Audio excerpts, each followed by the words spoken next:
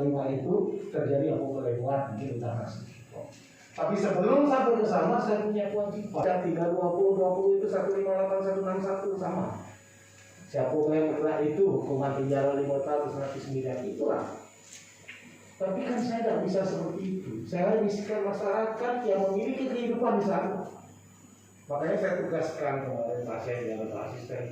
Coba, kalau kewenangan ini masih kewenangan IU di tangan kabupaten selesai Pak 2 hari selesai.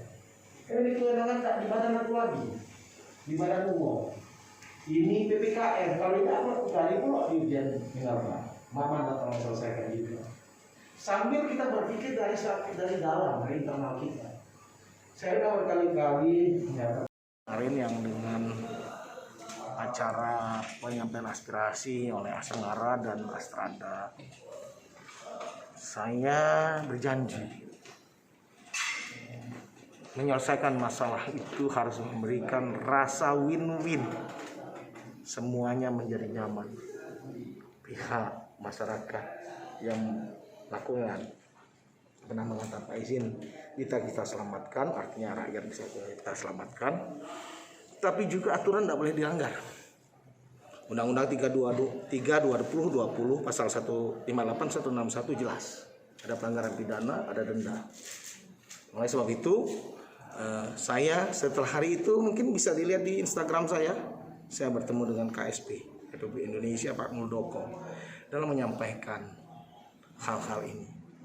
Dan dalam arahan beliau memberikan arahan untuk kiranya dapat diselesaikan dengan win-win sebagaimana yang coba kita rancang dalam pertemuan-pertemuan seperti ini dengan para pemegang IUP. Karena untuk diketahui dari 80 titik penggalian peti itu ada paling tidak di 5 pemegang IUP.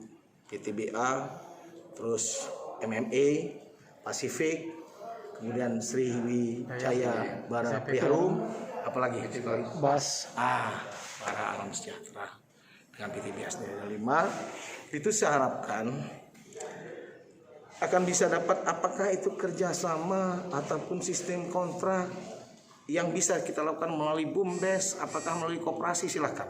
Itu yang lagi sekarang dalam bentuk satu rekayasa strategi kita agar bisa 1. Selamatkan jiwa manusia, 2. Legalkan tambangnya. Ya, kalau legal tambang ini sudah kita dapatkan sampai anak cucu kita yang ada di Tanjung Agung, Tanjung Lalang dan selain itu, dia akan dengan senantiasa nyaman dalam kehidupan menambang di tempat kita sendiri. Kalau sudah dia ilegal kan pasti ada inspektor pengawas, tidak basing-basing. Nah, kita harapkan dengan tidak basing-basing itu, tidak sembarangan itu, kalau didampingi inspektor, insya Allah penambangan itu menjadi lebih baik secara teknis dan harapan kita kejadian-kejadian seperti yang lalu tidak terjadi lagi. Itulah hari ini yang saya katakan kepada Pak Sekda atau Asisten 2, pimpinan rapat ini polanya sudah saya beri. Ya teknisnya biarkan Pak Sekda dan Pak 2 yang memimpin rapat itu. Oke.